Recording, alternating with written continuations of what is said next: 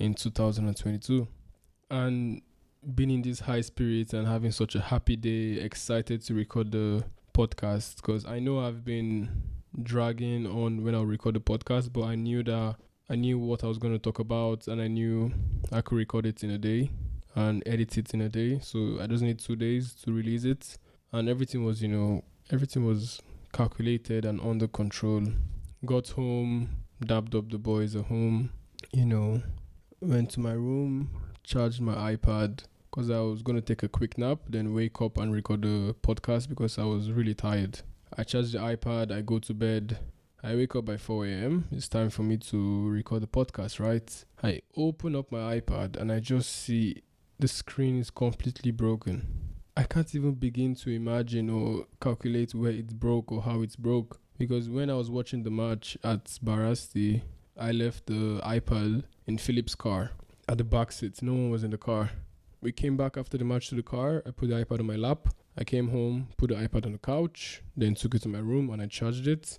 And now that I open it, the screen is broken. So I can't even begin to imagine how or when on how it broke or cracked. Honestly, I can't begin to think about it. I did think about it, but now it is what it is. That's my mentality now. It is what it is. Why couldn't everything just go smoothly, Why does something out of my control or out of my line of sight has to happen when everything is going good? When I'm in a good mood that day, when I'm at least happy today of all days, Why? Why does this have to happen to me? It's very annoying when you're on a roll in life in general, everything is falling in place, you're taking calculated steps, calculated risks, you're hitting your strides. Even if everything is not going so smoothly, you're in control, you're kind of in control, you feel in control, and all of a sudden, something that is way out of your control just happens to you, and it can really affect every single thing you've been doing. Because of that, I wasn't able to record an episode yesterday because I was just in thoughts. The iPad was broken. The centerpiece of my workflow, to record the podcast, to edit the podcast, to post on social media, upload everywhere, emails, everything. What do I do now?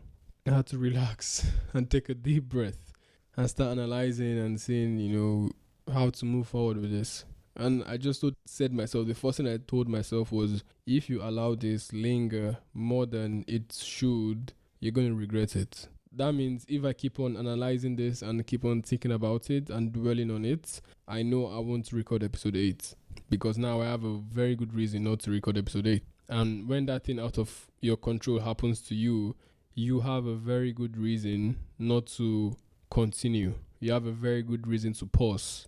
You have a very good reason to take a break. But I know the moment I start pausing and taking a break because something out of my control happened or disturbed the flow, that means now I have accepted that anything can affect my flow. Anything can interrupt what I said or what I put my mind into doing. So I said no matter what, I'm going to release episode 8 on Tuesday. I'm not even going to give it a day more. I'm going to release it on Tuesday, not on Wednesday, not on Thursday, not on Friday, which I can easily do.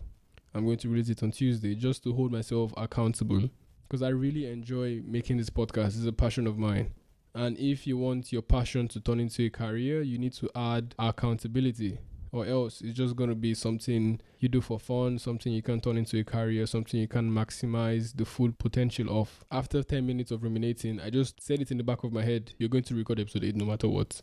Even if I was in the midst of feeling depressed or feeling angry and feeling confused and feeling sad, I just put a stamp at the back of my head like, yo, this is not going to stop the flow of anything you're doing.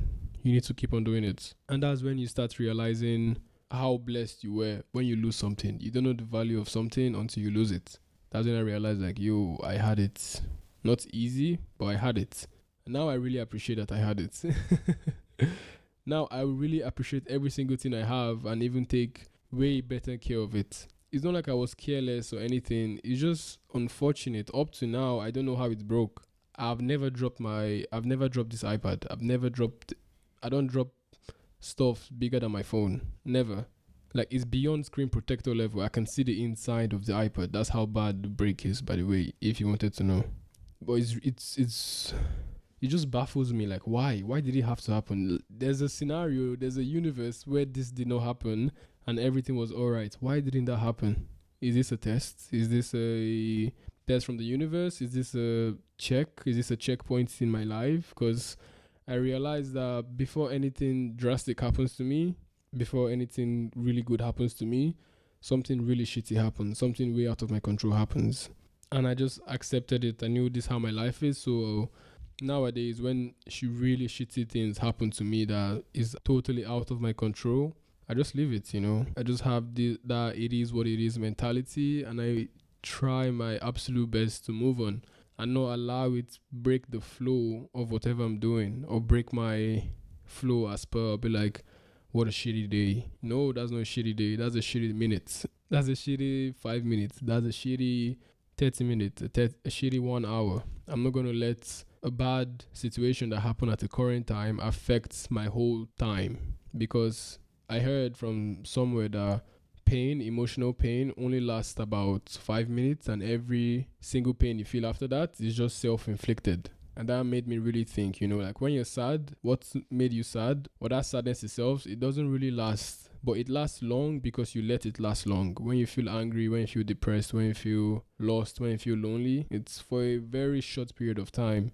But then because you keep on dwelling on it and putting all your energy and thoughts into it, it elongates, and for some people it turns into a lifetime of bad emotions. It turns into a whole week of bad emotions. It turns into a whole day of bad emotions, however you want to view it. But the timeline of you actually being sad scientifically is way shorter than you actually allow yourself to be sad. I'm going to use sad in this case, but you can apply it to any emotion. And I think this happens the other way also, with happiness and joy and all these things.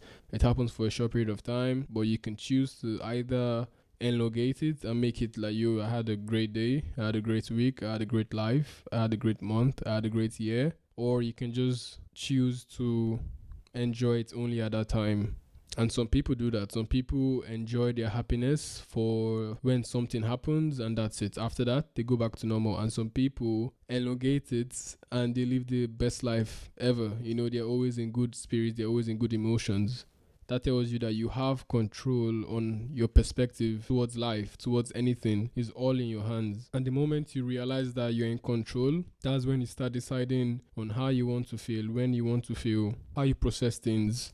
Because when you realize you're in control, it becomes easier. It's not easy, but the knowledge that you can control your emotions and feelings and energy allows you to have that control back in your life. I could have easily called in sad or called in depressed, because it's up to now. I still feel really bad and shitty about the iPad. Honestly, I'm not gonna lie. Like, fixing it is a whole other case. I don't even want to start thinking about, but there's that also. And I could have easily just posted on my story, oh no, episode 8 because of this. And it's a valid excuse.